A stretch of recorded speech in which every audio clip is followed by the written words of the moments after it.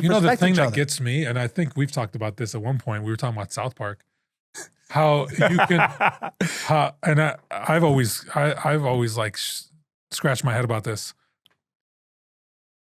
You can make fun of Jesus and the church to no end. Day. Where are the Catholics standing up and saying, hey, no, this is sacred. Yeah. Don't infringe on this. We don't make fun of these things. These aren't things that you take lightly. Yeah. That's something that you look at the Islamic community.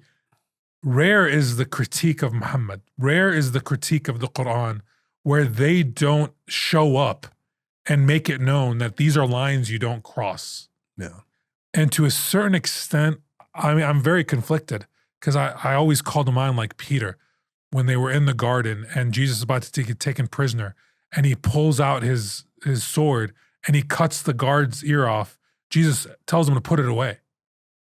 Is that where we always find ourselves? Like we want to defend the cheek. We want to defend Jesus, but like how do we do it as Christians? And you know, that's something that I struggle with, to be honest. Well, especially online, because I'm super all over social media. And that's why I always end up saying, I'm like, the only bigotry that's allowed anymore is against the Catholic Church. Because the things that people say to me on a regular basis on post, it's insane. Like, not from other Christians for the most part. I mean, yeah, there's some trolls, obviously. Like, if look at how much heat we got about a Mary post. If you guys haven't checked this out, check out, there's an Instagram post on Mary.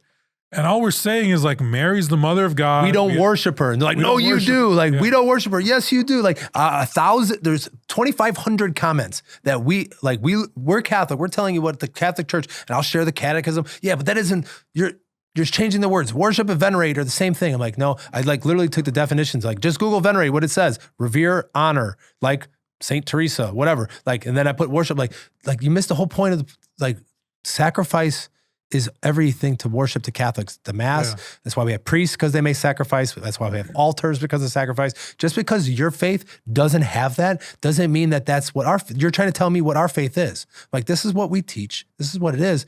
But then it's like, you're Babylon, you're pagans, you're heretics. Like, they just go on. And like, if you just go read this post, go look at all the comments. And I was super active because I had time. So I was engaging because I like to further the dialogue to see like, no, this is really what we believe. This is what the church teaches.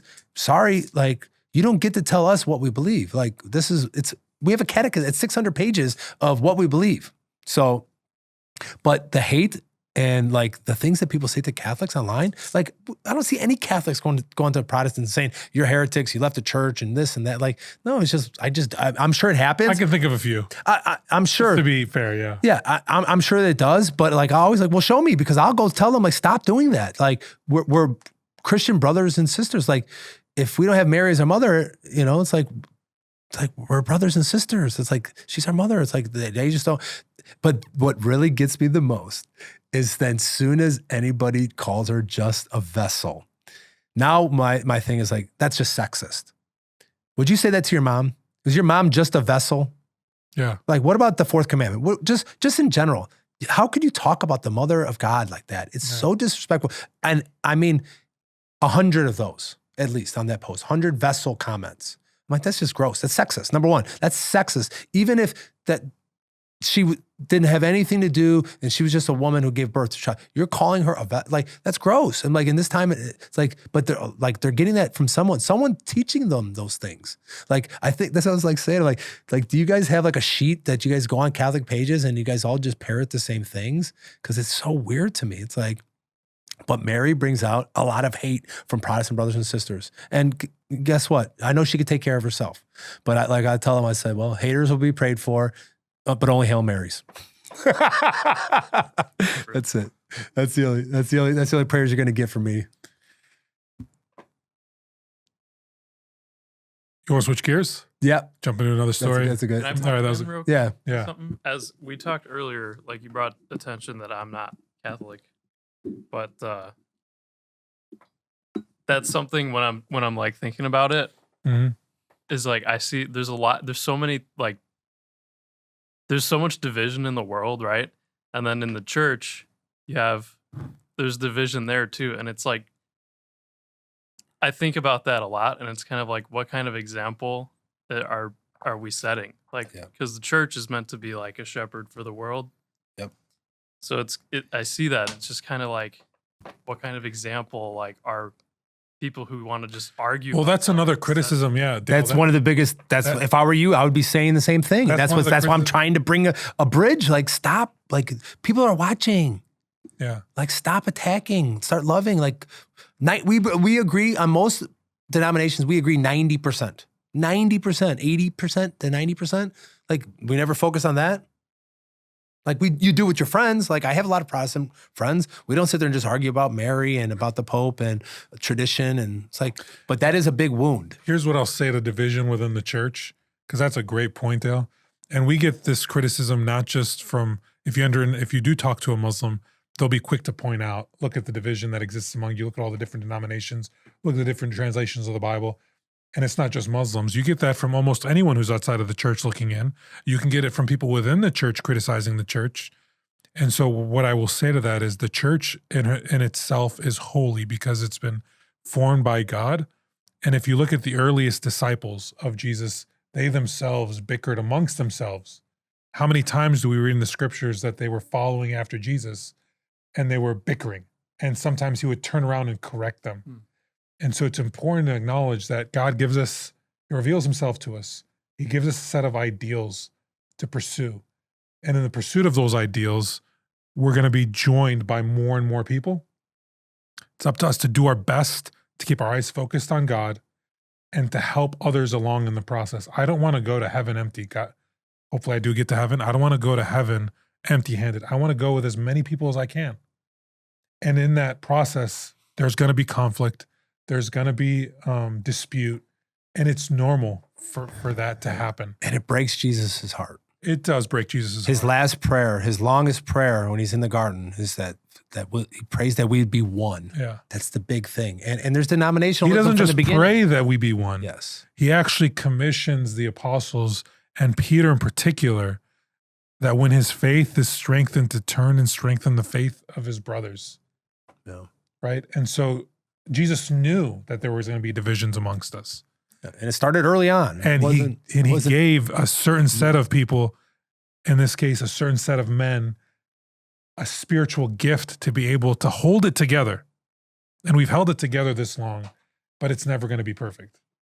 We held it together for 1,000 years, 1054 before the first schism, and then 500 more years after that. Oh, I would even argue, I mean, there was still a lot of division prior to the Great Schism. Oh, for sure. It's referred to as the Great Schism because it was like, that was the big rift. Yeah. But there were always divisions. Oh, in the 300s. If you want to talk about, and we're getting really kind of nerdy. We're nerding out on this, which I can nerd out all day. Okay. There was like the divorce between Orthodox, and by that I mean like pure Christianity and Arianism. Arianism is kind of what we see in Islam today.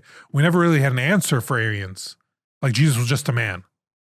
He was just a prophet. He wasn't divine. And I don't think there's an accident. And that's what a Muslim will say. Jesus was just a man. He wasn't divine. And all the Arians, where do they move? They all moved to the Middle East. That's been my theory. Like after that, the schism in 325. But theologically, we never had an answer for it. Yeah, and they took off, and they still had their own things together. Like they started their own like kind of church. There was like an underground Arian cult, basically. So it's like one of those things. But that's a good point. That's why we love having you, because you see things just like the way I see now I'm a zealous convert. So I see the church from the outside, and from the inside. But it's good to have someone on the outside who has good questions, who's listening to what we're saying. Like, well, what about this and what about that? It's like there's always more that unites us within the church than divides us, and let's lean into that. And in leaning into that, hopefully we're pursuing the truth. Mm-hmm. Hopefully we're moving closer to what is true. And it's my firmest belief that it's in the Catholic Church that you get the fullness of God's revelation. Why is that important, how that was said? Because there's still ripples of truth in other Christian denominations. And that's what I respect and love about my Protestant evangelical brothers and sisters, how they worship, how they celebrate, and their earnestness and their genuine devotion to Jesus is beautiful. And it's a lot of times inspiring to me. But the fullness of it, where I want to draw people, the sacramental life, the understanding of God and who he is in our traditions, that exists within the Catholic community. I like to think about it as like a dartboard.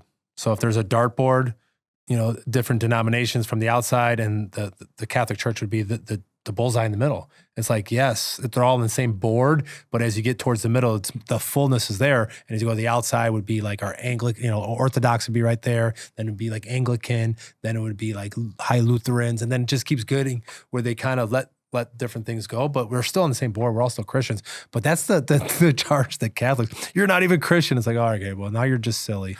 Now you're just silly.